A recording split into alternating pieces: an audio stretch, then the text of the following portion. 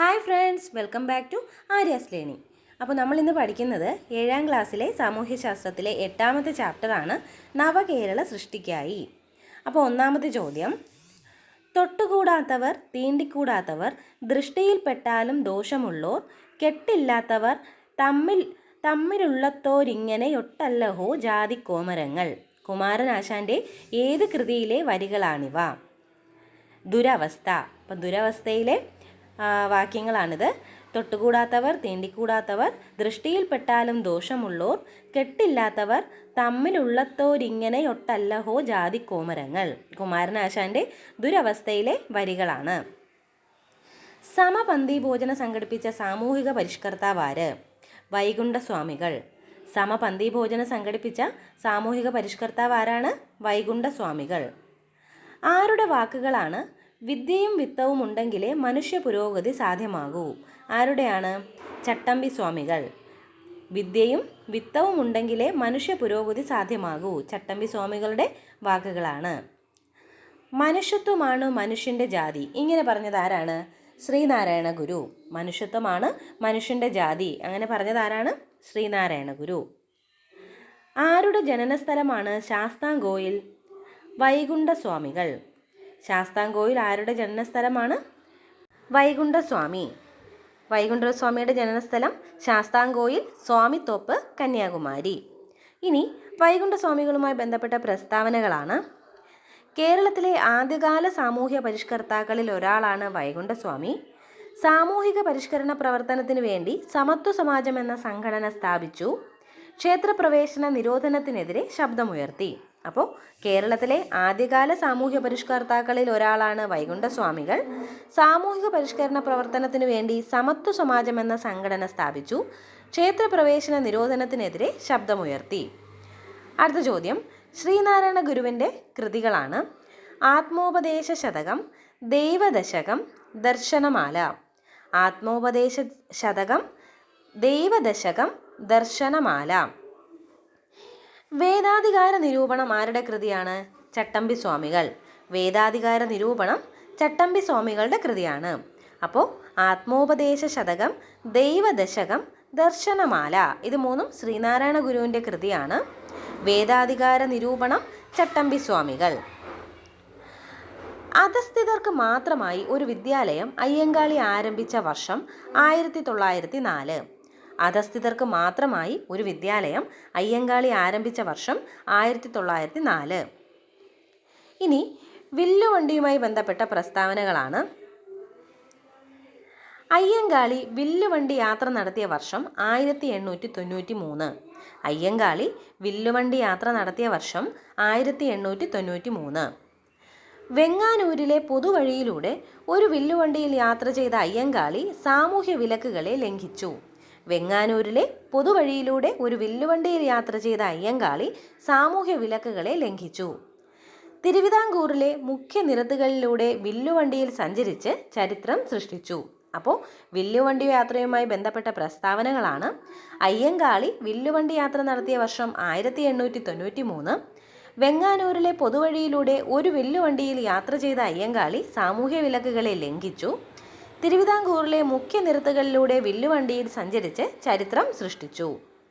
അടുത്ത ചോദ്യം, വിദ്യ കൊണ്ട് പ്രബുദ്ധരാകുക, സംഘടന കൊണ്ട് ശക്തരാകുക. ആരുടെ വാക്കുകളാണ്? ശ്രീനാരായണ ഗുരു.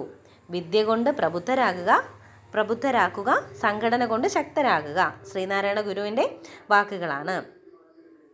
ഇനി നവോത്ഥാന നായകൻ ആരാണെന്ന് നോക്കാം. സ്ത്രീ വിദ്യാഭ്യാസത്തെ പരിപോഷിപ്പിച്ചു, അന്ധവിശ്വാസങ്ങൾക്കെതിരെ പോരാടി, ഇംഗ്ലീഷ് വിദ്യാഭ്യാസം പ്രോത്സാഹിപ്പിച്ചു. ഇത് മൂന്നും ചെയ്ത നവോത്ഥാന നായകൻ ആരാണ്? വൈക്കം അബ്ദുൽ ഖാദർ മൗലവി. സ്ത്രീ വിദ്യാഭ്യാസത്തെ പരിപോഷിപ്പിച്ചു, അന്ധവിശ്വാസങ്ങൾക്കെതിരെ പോരാടി, ഇംഗ്ലീഷ് വിദ്യാഭ്യാസം പ്രോത്സാഹിപ്പിച്ചു. വൈക്കം അബ്ദുൽ ഖാദർ മൗലവി. പാട്ടുകളിലൂടെയും പ്രഭാഷണങ്ങളിലൂടെയും ആശയങ്ങൾ പ്രചരിപ്പിച്ച നവോത്ഥാന നായകനാണ് കുമാരഗുരുദേവൻ. പാട്ടുകളിലൂടെയും പ്രഭാഷണങ്ങളിലൂടെയും ആശയങ്ങൾ പ്രചരിപ്പിച്ച നവോത്ഥാന നായകനാണ് കുമാരഗുരുദേവൻ. ഇനി ശ്രീനാരായണ ഗുരുവുമായി ബന്ധപ്പെട്ട പ്രസ്താവനകളാണ്.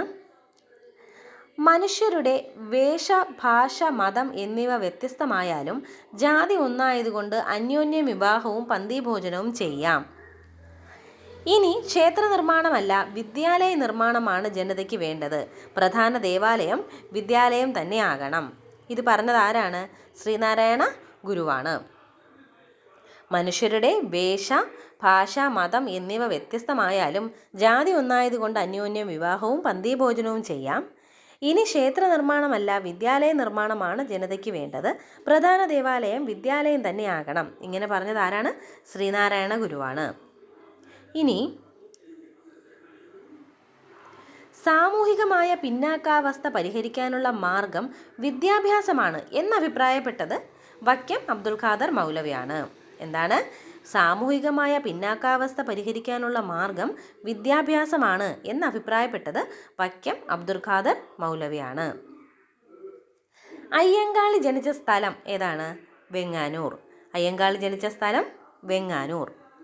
ഇനി സാധുജന പരിപാലന സംഘത്തിൻ്റെ ലക്ഷ്യങ്ങൾ എന്തൊക്കെയെന്നാണ്.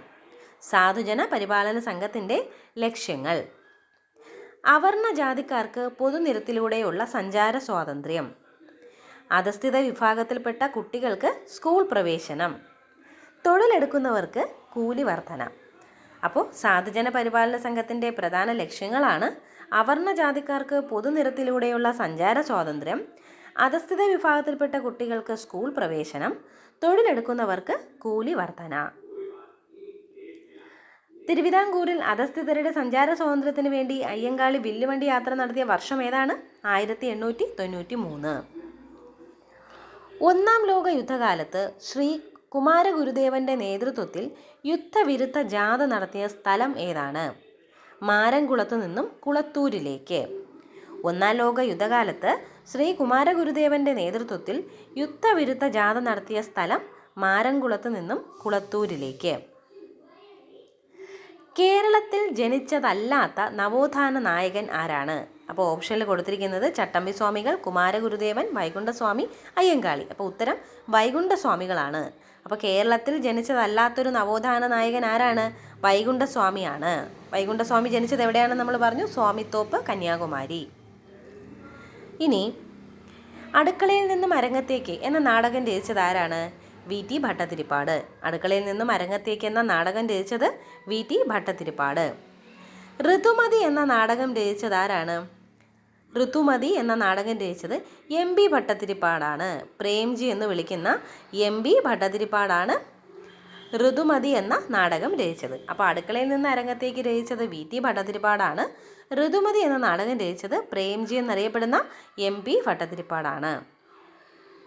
കലാശാസ്ത്രം എന്നീ വിഷയങ്ങളിലൂന്നിയ പഠനത്തെ പ്രോത്സാഹിപ്പിച്ച നവോത്ഥാന നായകൻ ആര്? വക്കം അബ്ദുൽ ഖാദർ മൗലവി. കലാശാസ്ത്രം എന്നീ വിഷയങ്ങളിലൂന്നിയ പഠനത്തെ പ്രോത്സാഹിപ്പിച്ച നവോത്ഥാന നായകനാണ് വക്കം അബ്ദുൽ ഖാദർ മൗലവി.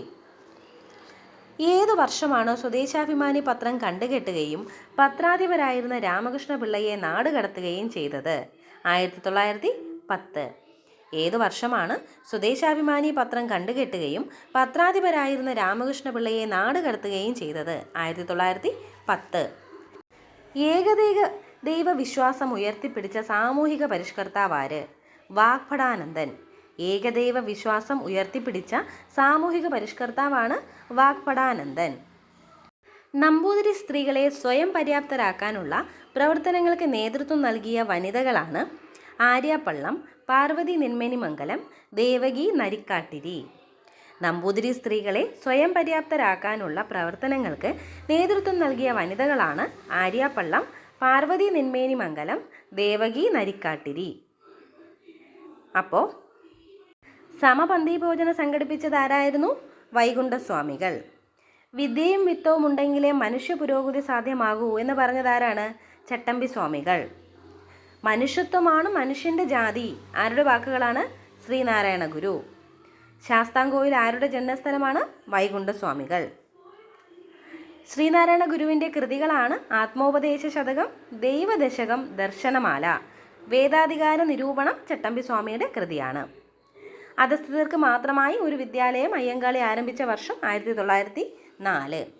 അപ്പോൾ ഇത്രയൊക്കെയാണ് ഈ ചാപ്റ്ററിലെ പ്രധാനപ്പെട്ട പോയിൻറ്റ്സ്. അപ്പോൾ എല്ലാവർക്കും ക്ലാസ് ഇഷ്ടമായെന്ന് വിചാരിക്കുന്നു. എല്ലാവരും നന്നായിട്ട് പഠിക്കും. Okay, thank